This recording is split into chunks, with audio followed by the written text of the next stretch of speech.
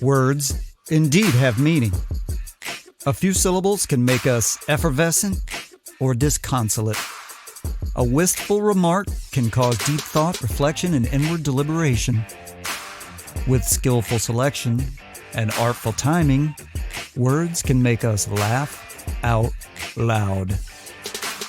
Words strategically distributed by those who control the flow of information are a minefield. Step with caution today on Here's a Thing.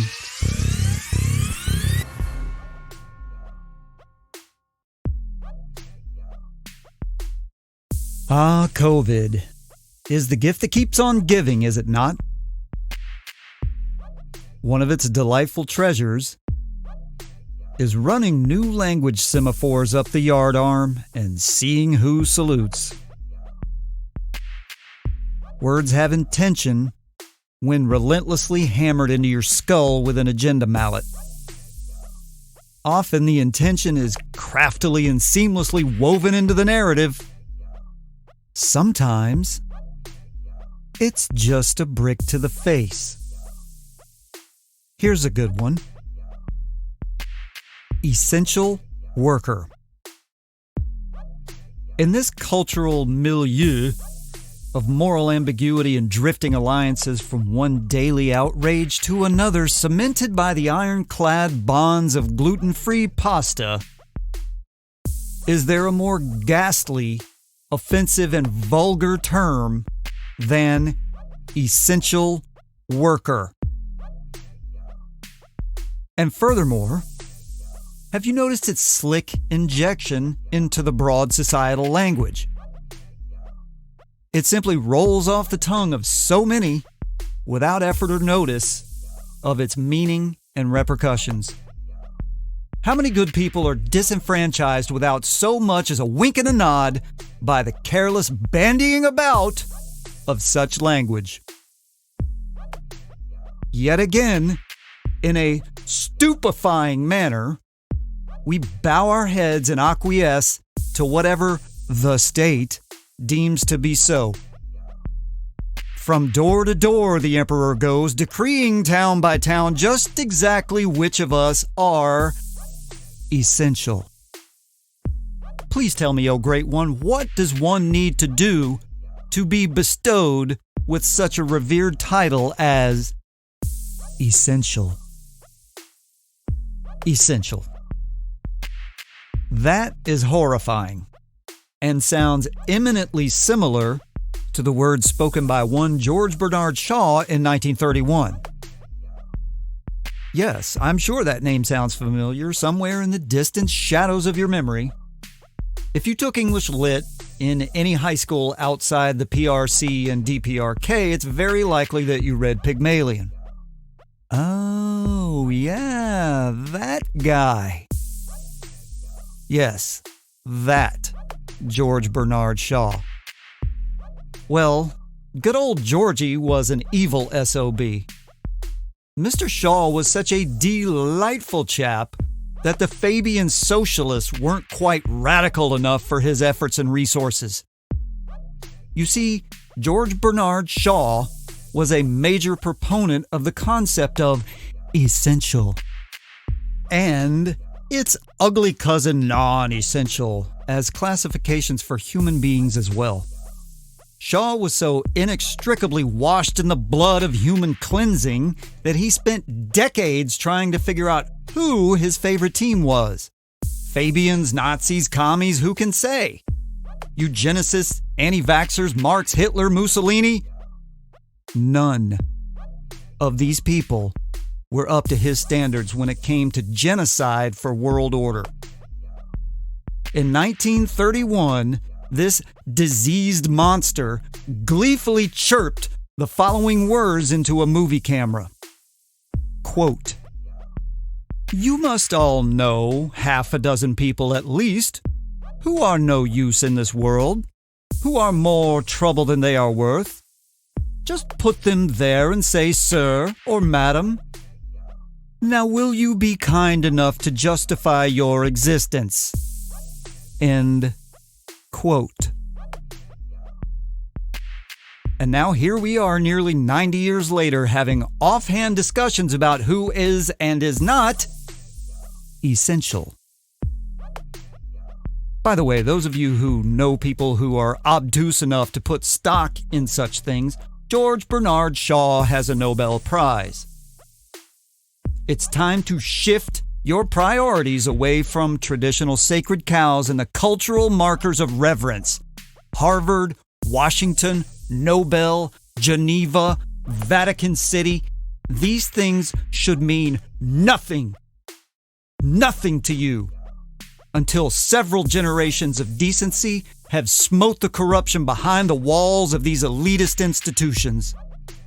And then, even then, if such a thing is actually possible, you should place as much trust there as is earned. Essential. God Almighty.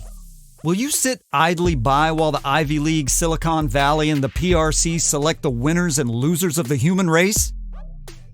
You over there, Mr. and Mrs. Middle America, I deem you non-essential.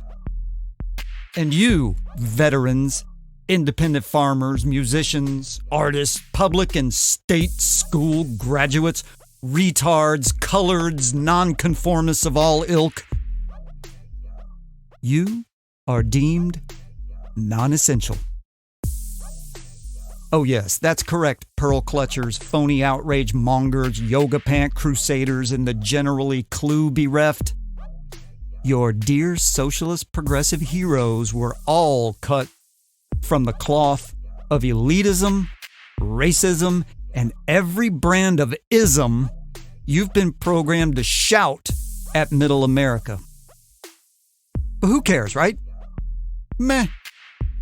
As long as there's Instagram, Starbucks, weed, and porn, I think you will gleefully sit idly by. Because idleness, apathy, sloth, and depravity are notches in your block of government cheese. Bread and circuses, ladies and gents. History doesn't repeat, but it does rhyme. We don't feel the heat, so we're not looking over the side of the pot. The narrative has been crafted, the population has been sufficiently miseducated and misdirected, and the keepers of information are tapping the delete key on anything that will shine a light on this folly. Weeks ago, I wondered aloud on this podcast if things would change. Well, that thought process is far too obtuse, simple-minded, and naive on my behalf. Many things will and have already changed, but I fear they won't be the positive quality of life changes so many of us have experienced.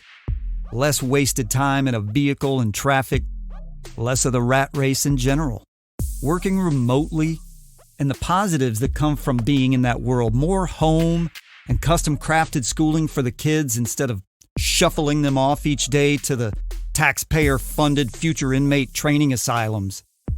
Hoping less that they actually learn anything and more that they survive day to day without being shivved or raped in the 6th grade hallway bathroom.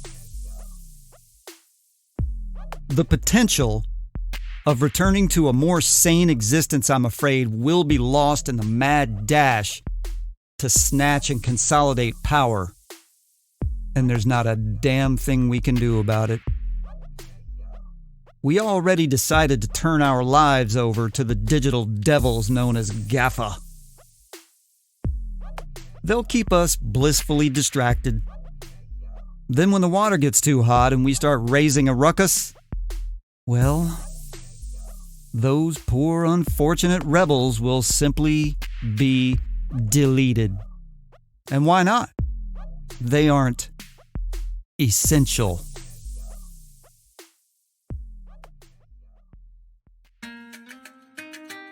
Well, that's enough to ponder for now. Once again, I charge you with the mission of upholding human decency, a concept which I dare say most certainly does not elevate a culture in which little girls refer to one another as bitches and hoes like it's a thing. Words have meaning. Wolves, sheep, sheepdogs, and turd weasels, ladies and gentlemen, watch your six. Here's a Thing can be found everywhere in the podcast universe. Simply search, Here's a Thing. For virtually effortless podcast enjoyment in your home or on the go, simply ask your disembodied AI robot servant to play Here's a Thing from your preferred podcast consumption platform. And episodes will also be posted on Twitter, Facebook, and YouTube. Please subscribe, rate, and review. Your active support is critical, so click that button. It only takes a moment to make a difference. Become a patron and donate to the cause by following the show link to patron.podbean.com/Here's a Thing, or by clicking that little $sign, or the Become a Patron button on Here's a Thing's episode page of your Podbean app. Welcome to the family, Iran, Illinois, and Virginia. So glad to have you. Thank you for your time and devotion to reason. Let's keep growing the family. Share the show, this episode, and all the rest with a friend. Whatever you're about to do, get after it 100% or don't bother the rest of us. You owe that to yourself because your integrity matters. And if you can't be anything else today, be authentic. It'll pay off.